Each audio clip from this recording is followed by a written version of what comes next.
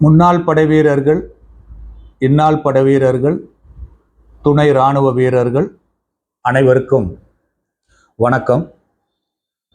நம்ம இன்னைக்கு 77வது சுதந்திர தின விழா நாட்டில் எல்லாருமே செலிப்ரேட் பண்ணிட்டு இருக்கீங்க. இதேபோல் 2022 ஆகஸ்ட் 15ஆம் தேதி சுதந்திர தின விழா அன்று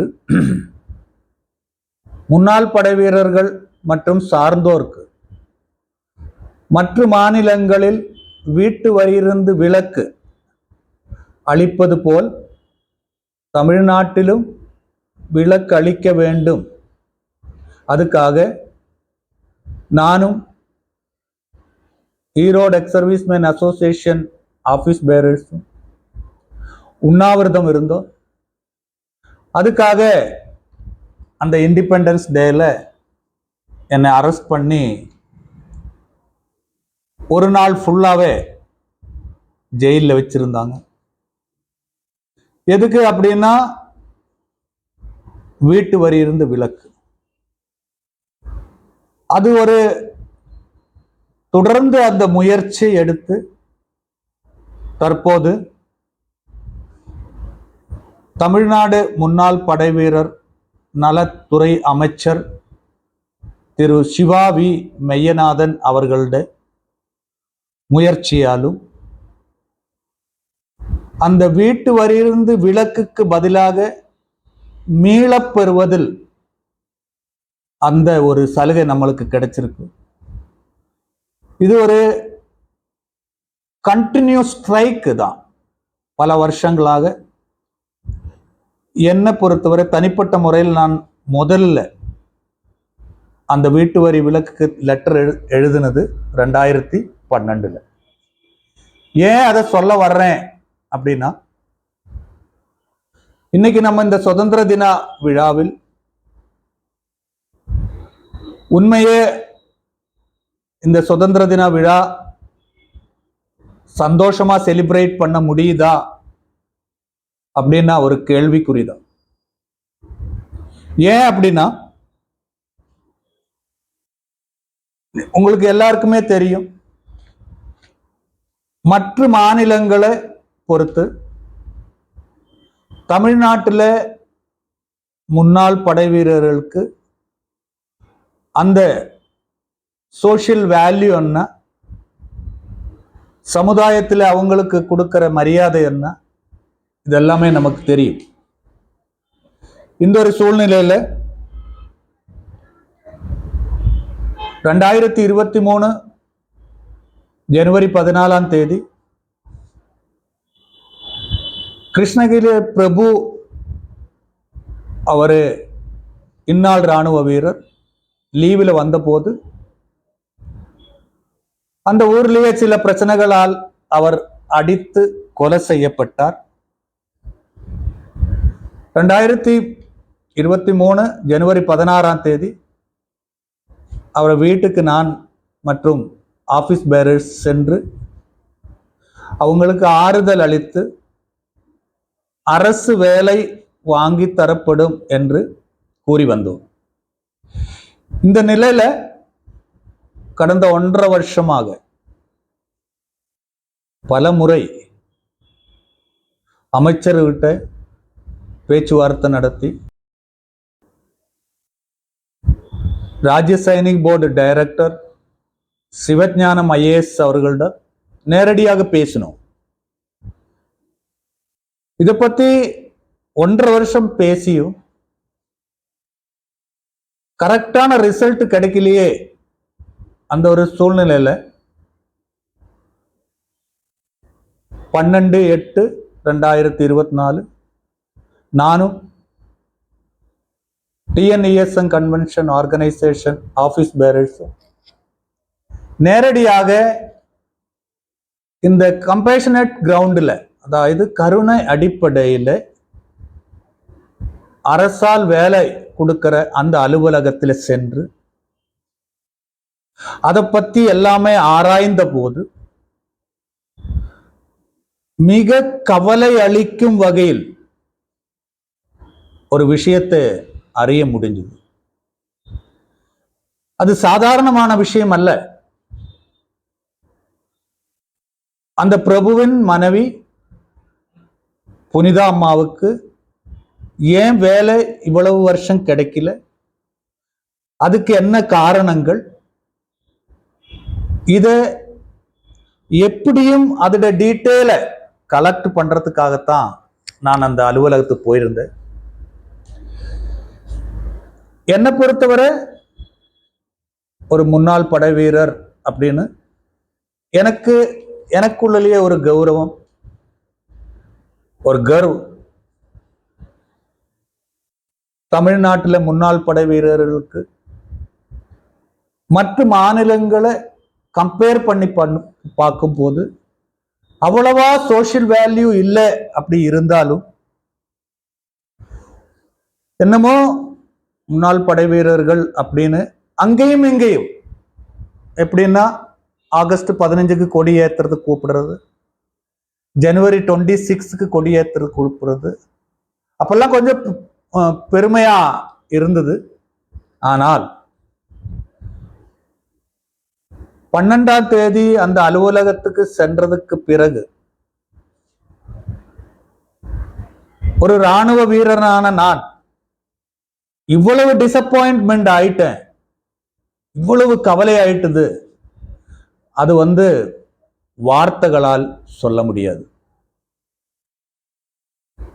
அந்த சோகமான அந்த இன்சிடென்ட்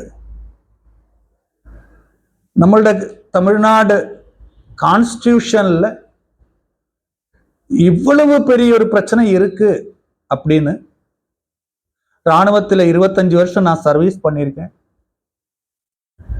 இராணுவத்திலிருந்து பென்ஷன் 21 வருஷம், அதாவது மொத்தம் 46 வருஷம் மிக பெருமையாக கட்டி காப்பாத்தின ஒரு ரெஸ்பெக்ட், ஒரு மரியாதை இராணுவ வீரர் அப்படின்னு ஒரே நாளில் துண்டு துண்டாக உடைஞ்சு போச்சு. அது என்ன அப்படி ஒரு பிரச்சனை அப்படின்னு தற்சமயம் இந்த பப்ளிக் டொமைன்ல என்னால் சொல்ல முடியாது, சொல்ல மாட்டேன். ஏன் சொல்ல முடியாது, ஏன் சொல்ல மாட்டேன் அப்படிங்கிறதுக்கு சரியான ஒரு தகவல் இதே போல் அடுத்த வருஷம் ஆகஸ்ட் 15ஆம் தேதி 2025 இதே மாதிரி வீடியோவில் எனது my blood group is ESM பாசிட்டிவ்ல அந்த உண்மையை சொல்லுவேன். அது என்ன அப்படி ஒரு உண்மை அப்படிங்கிறது, அந்த கான்ஸ்டிடியூஷனலி அந்த டிசிஷன் கரெக்டா,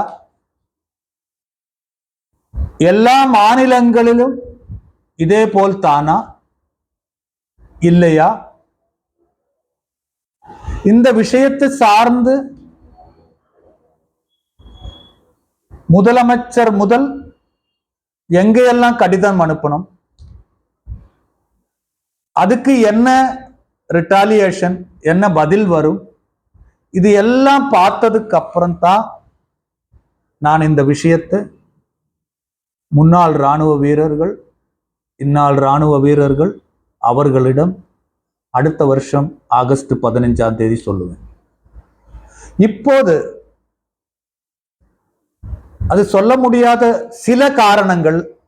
அதுல ஒரு காரணம், எப்ப வீட்டு வரியிலிருந்து விலக்கு அளிக்கப்படும் என்று நலத்துறை அமைச்சர் சிவா வி மெய்யநாதன் அவர்கள் அந்த கலந்தாய்வு கூட்டத்தில் அவர் எங்கள் முன்னால அவர் அதை ப்ரோமிஸா இது பண்ணப்படும், கண்டிப்பாக இது செய்யப்படும் அப்படின்னு சொல்லி கடிதம் அனுப்பி ராஜ்ய சைனிக் போர்டுல போய் அது திரும்பி வரும்போது மீளப்பெறுதல் அப்படின்னு மாறிடுது.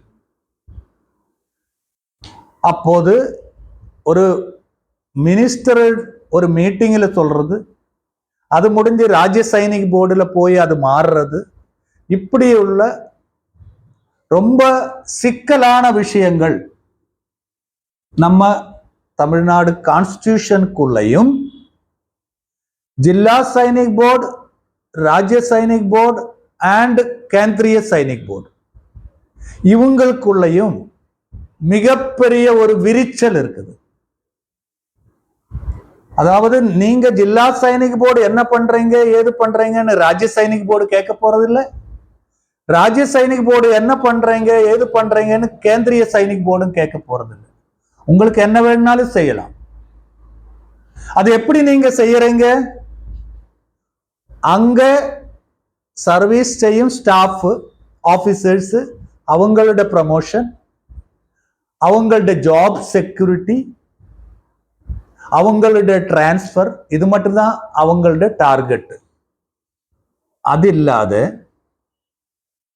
ஒரு எக்ஸ் சர்வீஸ்மேன் இல்லாட்டி சர்வீஸ் பர்சன் இல்லாட்டி சர்வீஸில் இருக்கும்போது இறந்தவருடைய விதவைகள், இல்ல சர்வீஸ் விட்டு வந்ததுக்கு அப்புறம் எக்ஸ் சர்வீஸ் மேனுடைய இறந்தவர்களுடைய விதவைகள், இப்படி உள்ளவருடைய எந்த ஒரு நல சார்ந்த திட்டங்கள்லையும் இந்த நாள் வரை ஒரு ஜில்லா சைனிக் போர்டு, ஒரு ராஜ்ய சைனிக் போர்டுல ஒரு ஸ்டாஃபும், அது ஆபீசர் ஆகலாம் யாரோ ஆகலாம், இதுவரை இனிஷியேட்டிவ் எடுத்த மாதிரி எந்த அறிவில் வரல. அதுக்கு முக்கியமான காரணமே என்ன அப்படின்னா, இந்த ஒரு கான்ஸ்டிடியூஷன்ல இருக்கிற ஒரு அகல்ச்சை, ஒரு டிஸ்டன்ஸ், இவ்வளவு பெரிய டிஸ்டன்ஸ். நம்ம ரொம்ப கௌரவமா கர்வமா முன்னாள் படை வீரர்கள் அப்படின்னு நம்ம பேசிக்கிட்டு இருக்கோம். ஆனா அது நடைமுறையில இருக்கா அப்படின்னு பார்த்தா அது கேள்விக்குறிதான்.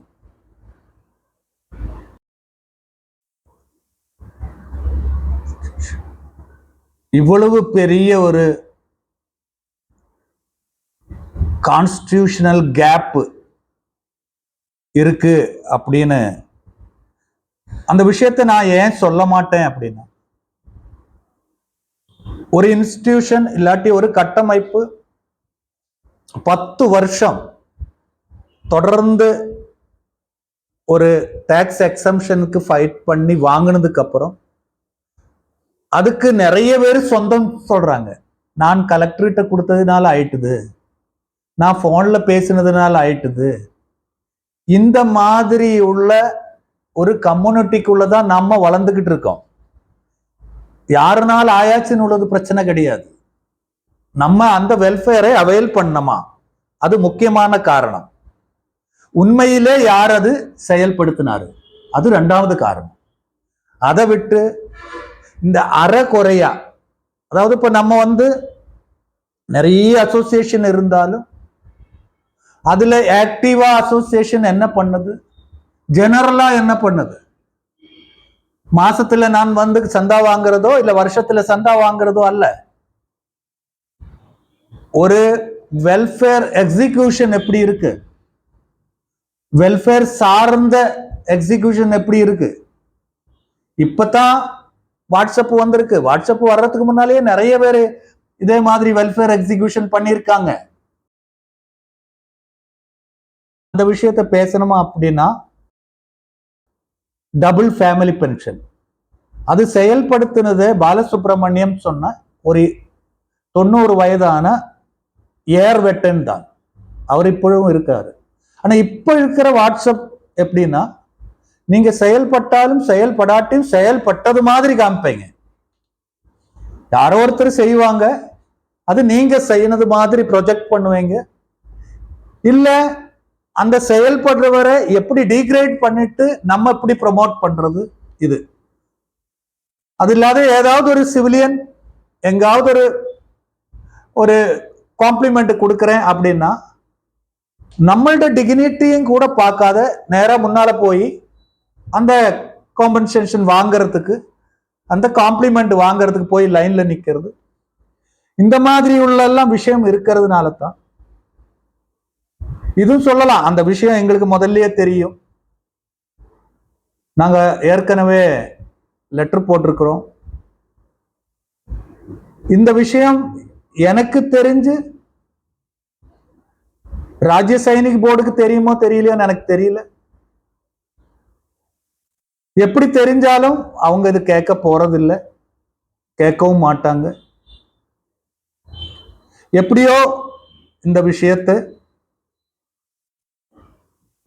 ஒரு முழுமையான ஒரு ஆராய்ச்சி செய்வதற்காக நான் கிருஷ்ணகிரி ஜில்லா சைனிக் போர்டில் போய் அங்கே டிடி வேலு சாரை பார்த்து கிட்டத்தட்ட அவர்கிட்ட நான் 1 மணி நேரம் அதை பற்றி டிஸ்கஸ் பண்ணேன்.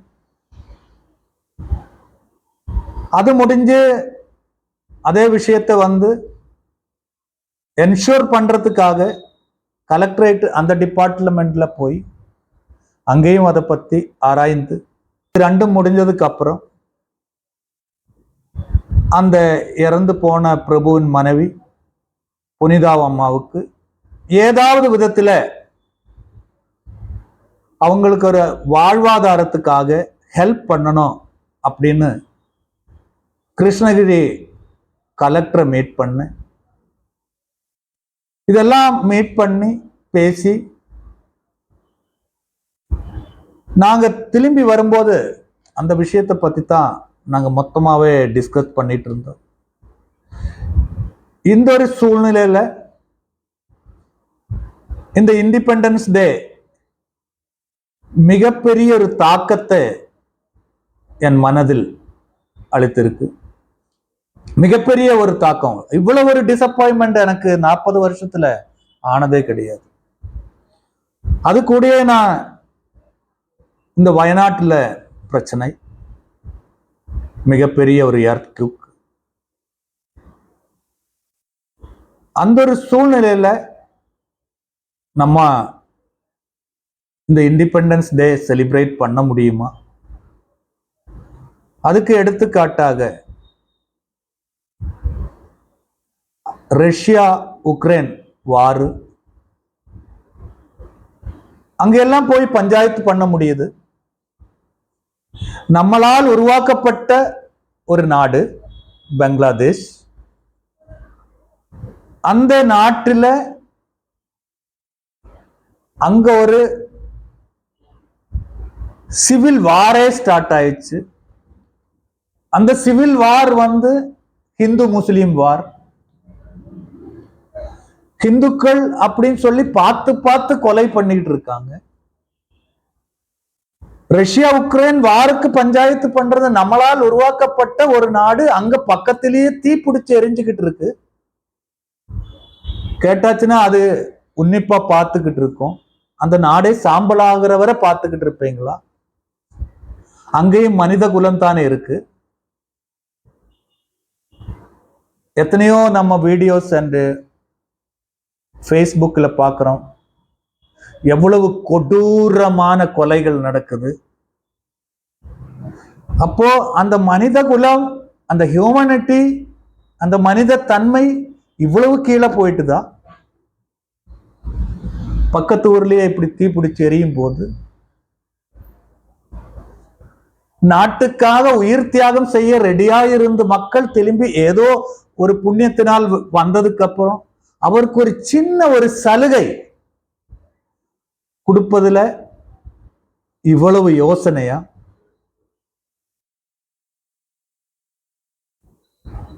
அது இல்லாத நம்ம 2 நாளைக்கு முன்னால பார்த்தோம். பொதுவாகவே நம்ம என்ன பேசுறோம் அப்படின்னா, சவுத் இந்தியாவை கம்பேர் பண்ணா நார்த் இந்தியாவில் எக்ஸ் சர்வீஸ்மேன் அண்ட் சர்வீஸ் பர்சனுக்கு அந்த சோஷியல் வேல்யூ கொஞ்சம் மேலேயே தான் இருக்கு, அதுக்கு சந்தேகமே இல்லை.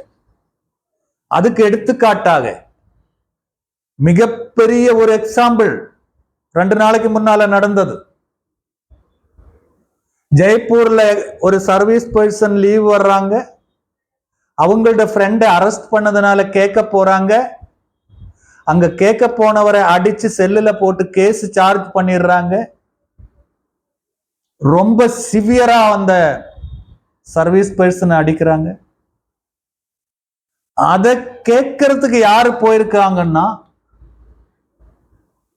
மிகப்பெரிய ஒரு இந்தியாவுக்கு எடுத்துக்காட்டாக சொல்லப்படும் ராஜ்யவர்தன் ராத்தோர் அப்படிங்கிற ஒரு எக்ஸ் ஆர்மி ஆபீசர் தற்போதைய ராஜஸ்தான்ல ஸ்போர்ட்ஸ் மினிஸ்டர் அவர் கேட்க போயிருக்காரு. அதுதான் யூனிஃபார்ம் சர்வீஸ். பெருமையா இருக்கு. Hats off you sir. எத்தனையோ ஆர்மி ஆபீசர் இருக்காங்க, விகே சிங்ல இருந்து ஜெனரல் இருந்து எத்தனையோ பேர் இருக்காங்க. யாரு கேட்டிருக்காங்க? அந்த ராஜ்யவர்தன் ராத்தோர் அப்படிங்கிற அந்த லெப்டினன்ட் கர்னல் சாபு ஒலிம்பிக்ஸ்ல இருக்கிற முதல் மெடல் ஹோல்டர். அவரு முதல்ல கேபினெட் மினிஸ்டரா இருந்து தற்போது ராஜஸ்தான்ல வந்து ஸ்போர்ட்ஸ் மினிஸ்டரா இருக்காரு.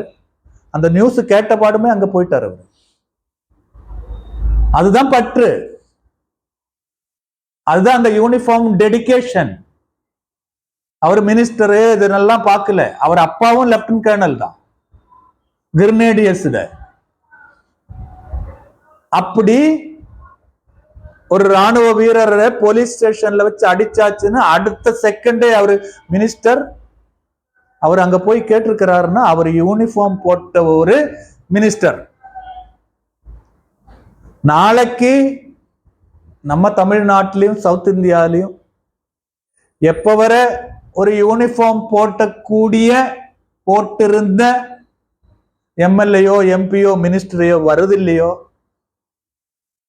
இங்க நம்ம சவுத் இந்தியாவில் நமக்கு தெரியும், போலீஸ் ஸ்டேஷன்ல கொண்டு போறது அடிக்கிறது மிக சகஜம். நம்ம கேரளாவிலையும் பார்க்கிறோம், தமிழ்நாட்டிலையும் பார்க்கிறோம், ஆந்திராவிலையும் பார்க்கிறோம். ஒரு மினிஸ்டரும் போய் கேட்டது கிடையாது. ஒரு மினிஸ்டர் நம்மளே வந்து வளைஞ்சு போன் பண்ணாலே எடுக்கிறதே கஷ்டம். அப்போ இதுக்கும் ஒரு மாற்றம். எடுத்துக்காட்டாக ராஜஸ்தான் ஜெய்ப்பூர்ல நம்ம இப்ப பார்த்திருக்கோம். அப்ப இந்த மாதிரி எல்லாம் சூழ்நிலை ராணுவத்துல இப்போது வந்து சர்வீஸ்ல இருக்கிறவங்களே பிடிச்சு இப்படி அடிக்கிறது அப்படின்னா முன்னாள் படை வீரர்கள் சொல்லணுமா? அப்போ நமக்காக கேட்கக்கூடிய இடத்துல யாரும் இல்லை. அதுதான் இதுக்கு முக்கியமான காரணம். இந்த ஒரு ராஜ்யவர்தன் ராத்தூர் சாப் அவருடைய வீடியோ நான் போடுறேன், நீங்க பாருங்க. मैं आपको फोन करा करने का बड़े आराम से कुछ करती है। I know he wants to contest. उसको गाली दी या नहीं दे रहे, कहा भाड़ में जाए उसको गाली दी थी। इसको नंगा करके पूरी सेना में सर्विंग सोल्जर को नंगा करके आपने डंडे मारे या नहीं मारे? The soldier also alleged that the police कर्मियों की मानसिक जांच भी करवाएंगे, इलाज भी करवाएंगे और कार्रवाई भी करेंगे। ऐसे व्यक्ति समाज के लिए खतरा है जो ऐसी मानसिकता रखते हैं और वर्दी में भी हैं। जो कानून का पालन कर रहा हो उसके ऊपर वर्दी का धौंस दिखाना ये कायरता है। 5 पुलिस कर्मियों ने पकड़ के मारा, वो भी बिना कानून के और बिना कारण के। तो इसका मतलब है कि पुलिस डिपार्टमेंट के अंदर कुछ लोगों का जो कानून तोड़ रहे हैं उनके खिलाफ भी कार्रवाई होनी जरूरी है। ஒரு எக்ஸ் சர்வீஸ்மேன் ஆபீசர் ஆயிட்டும் ஒரு சர்வீஸ் பர்சன் அடிச்ச போது உள்ள அவருடைய வலி, அவர் ஒரு இடத்துல சொல்றாரு, நான் அதே யூனிஃபார்ம் போட்டதுனால என்னால உட்கார முடியல அங்கே, அதனாலதான் நான் உடனடியாக போலீஸ் ஸ்டேஷனுக்கு வந்தேன் அப்படின்னு அந்த ராத்தூர் சாப் சொல்றாரு. அந்த வீடியோ நீங்க நான் போடுறேன், நீங்க பாப்பீங்க. இப்படி முன்னாள் ராணுவ வீரர்களுக்கும் முன்னாள் ராணுவ வீரருக்கும் ஒரு நாடு எல்லா விதமான கடப்பாடு இருக்குது, ரெஸ்பான்சிபிலிட்டி இருக்கு. அந்த யூனிஃபார்ம் சர்வீஸ் போட்டவருக்கு இப்போ வயநாட்டுல அங்க நடந்தது மிகப்பெரிய எர்த்குவேக். யாரு வந்து பண்ணாங்க? ராணுவம் தான் வந்து பண்ணுச்சு, போலீஸ் டிபார்ட்மெண்ட் வந்து பண்ணல.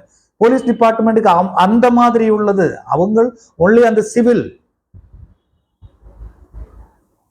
சிவில் கிரைமை வச்சு தான் அவங்களுக்கு வந்து டீல் பண்ண முடியும். அப்படி இருக்கிற ஒரு டீம், அப்படி இருக்கிற ஒரு டிபார்ட்மெண்ட், நாட்டையே காப்பாத்துற ஒரு டிபார்ட்மெண்ட் ஒரு ஸ்டேஷன்ல வச்சு அவ்வளவு அநியாயமா அடிக்கிறது அப்படிங்கிறதெல்லாம் வந்து மிகப்பெரிய கண்டனத்துக்கு கூறியது. இன்றைக்கோ நாளைக்கோ நம்ம அதை பத்தி எல்லாம் மெசேஜ் அகைன் நம்ம பார்க்கத்தான் போறோம். கண்டிப்பாக ராஜ்யவர்தன் ராத்தூர் சாப் இந்த விஷயத்தை எடுத்ததுனால, ஏன்னா இன்னைக்கு எல்லாமே பொலிட்டிக்ஸ் தான், அவரும் அது சார்ந்த இன்னைக்கு ரூலிங் கவர்மெண்ட் சார்ந்த பொலிட்டிக்கல் ஒரு இன்ஃப்ளூயன்ஸ் தான். கண்டிப்பா இதுக்கு ஆக்ஷன் ஆகும். இந்த வருஷத்தை 77வது இண்டிபெண்டன்ஸ் டே என்னை பொறுத்தவரை என்னால் அது செலிப்ரேட் பண்ண முடியாத காரணத்தினால் என்ன நிறைய இடத்துல ஃபோன் பண்ணாங்க கொடியேற்றத்துக்காக. எல்லாத்தையும் நாம் அதை புறக்கணிச்சுட்டேன். அதாவது என்னால் அது பண்ண முடியாது. நீ 1 வருஷம் இருக்கு, அந்த விஷயத்தை நான் ஒரு 2 நாள்லயே கையில் எடுத்து எப்படி அதுக்கு டிராஃப்ட் பண்ணோம், என்ன பண்ணோம், இதெல்லாம் பிளான் பண்ணி முதலமைச்சருக்கு முதல்ல அனுப்புவேன். என்ன அதோட ஃபீட்பேக்கு எது, இது எல்லாமே இதே மாதிரி இண்டிபெண்டன்ஸ் டேட ஒரு ஸ்பெஷல் வீடியோவுக்கு நான் அடுத்த வருஷம் ஆகஸ்ட் 15க்கு வருவேன். அந்த விஷயம் என்ன, அப்போ அதில் என்ன மாற்றங்கள் உருவாக்கி இருக்க, இதெல்லாம் அந்த டைமில் பேசுவேன். இந்த வீடியோ இப்போதைக்கு அவ்வளோதான். Thank you very much. Vande Mataram.